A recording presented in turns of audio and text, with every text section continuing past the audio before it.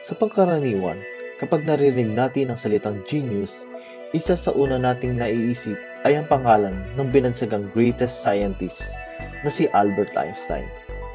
Si Einstein ay sinasaalang-alang bilang pinakamatalinong tao sa mundo at ang kanyang kaarawan ay pinagdiriwang bilang World's Genius Day. Sa bidyong ito ay ating pag-uusapan ang 20 kakaibang bagay tungkol kay Einstein noong siya ay nabubuhay pa.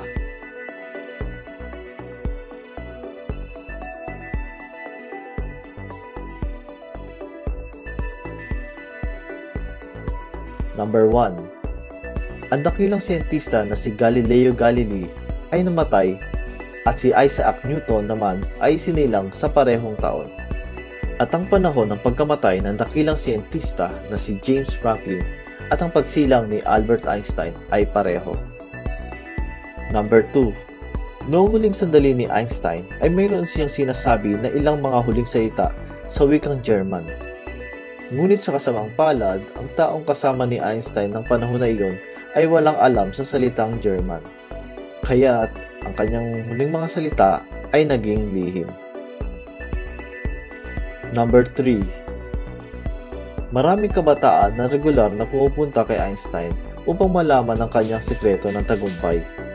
Minsan ay may isang kabataan ang lumapit kay Einstein at sinabi sa kanya na siya ay napakatanyag sa mundo at lahat ay pumupuri sa kanya.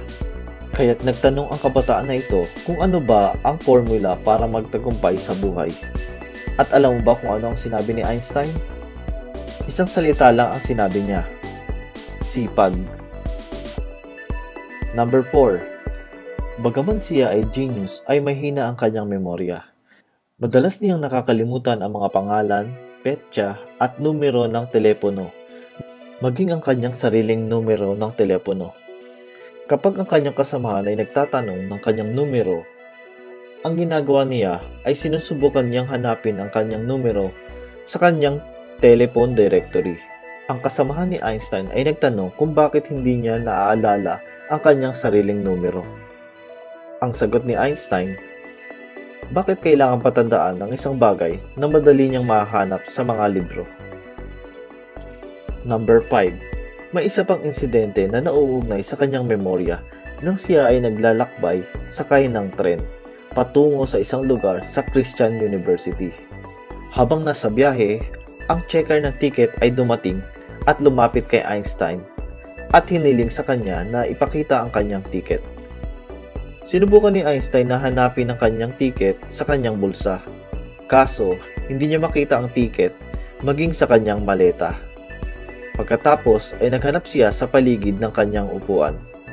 Sinabi ng konduktor kay Einstein na kilalang kilala niya siya at kung nawala ang kanyang ticket ay hindi na kailangang mag-alala dahil maaaring siyang sumakay dito ng libre. Sinuri ng konduktor ang mga tiket ng iba pang mga pasahero, ngunit nang muli niyang makita si Einstein, ay nakita niyang naghahanap pa rin si Einstein ng kanyang tiket. Nang siya ay muling lumapit kay Einstein, ay sinabi niya na hindi na niya kailangang mag-alala pa para sa tiket. Matapos makinig sa konduktor, sumagot si Einstein na kung walang tiket ay paano niya malalaman kung saan siya pupunta. Number 6. Si Einstein ay ayaw na ayaw magpagupit ng kanyang buhok at ang kanyang buhok ay palaging hindi sinusuklay. Number 7. Ayaw na ayaw din ni Einstein ang pagsusuot ng medyas. Sa tuwing naalala ni Einstein yung panahon ng kanyang kabataan, dahil sa mahaba ang kanyang mga daliri sa paa, ay nabubuutas ang kanyang mga medyas.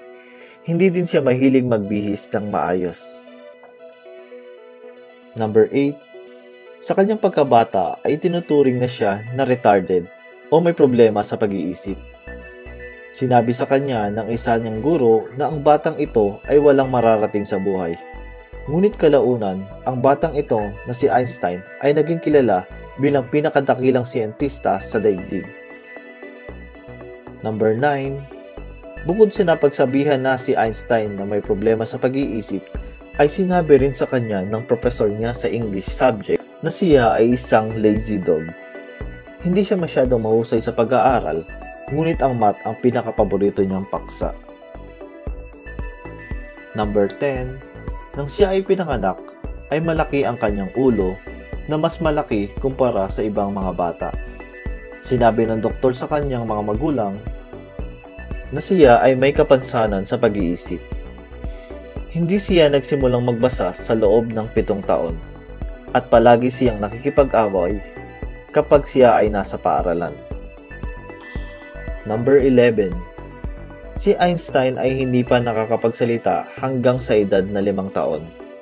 Minsan, habang kumakain ng hapunan kasama ang kanyang mga magulang, ay bigla na lamang siya nagsalita sa kauna-unahang pagkakataon at sinabi na, "Ang sabaw ay masyadong mainit." Matapos marinig ito, namangha ang kanyang mga magulang. Number 12. Nagsimula siyang magka-interes sa science sa edad na 7 taong gulang, noong ang kanyang ama ay nagdala ng isang kompas. Labis siyang namangha dito kung paano lumilipat ang isang kamay ng kompas patungo sa ibang direksyon. Mula dito, nagsimula na ang kanyang interes sa science.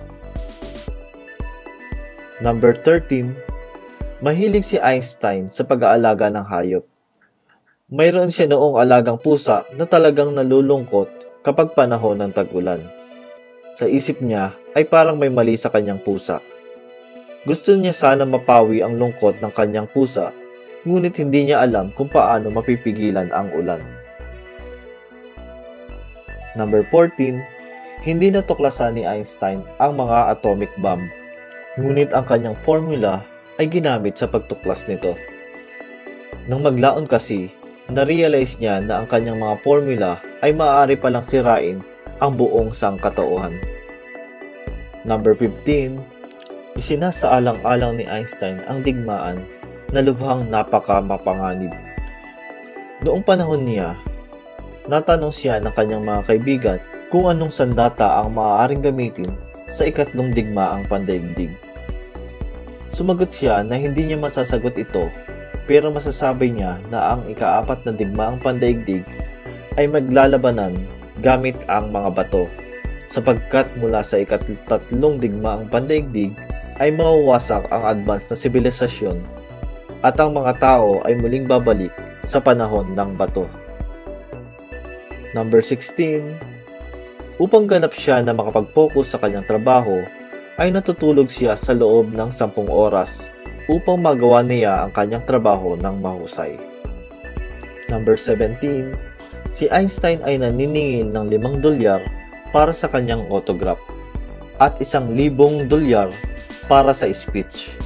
Nakalaunan ay binibigay niya ang lahat ng halagang kinita sa charity. Number 18. Nang si Einstein ay isang profesor, isang estudyante ang lumapit sa kanya at sinabi sa kanya na ang tanong ng pagsusulit sa taong iyon ay kapareho lamang ng nakaraang taon na pagsusulit. Pagkatapos ay sumagot si Einstein ng oo at sinabi na sa taong ito, ang sagot dito ay nagbago. Number 19. Matapos ang pagkamatay ni Einstein, tinanggal ni Dr. Harvey ang utak ni Einstein at pinag-aralan ito nang walang anumang pahintulot sa kanyang pamilya. Dahil sa pangyayaring ito, ay tinanggal siya sa kanyang trabaho.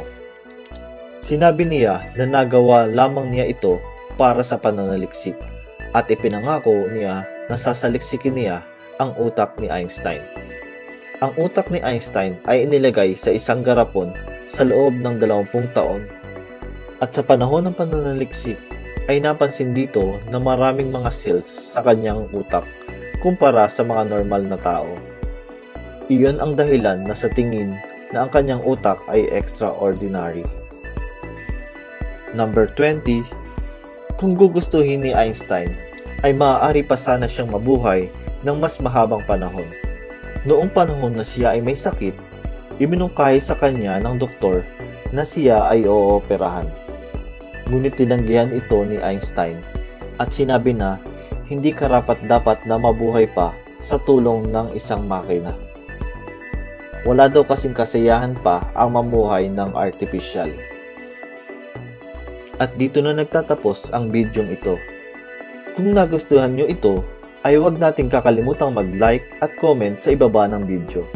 At kung nais nyo pang makapanood ng iba ko pang ibabahaging kaalaman, ay mag-subscribe na kayo at pindutin ang bell button. Maraming salamat po.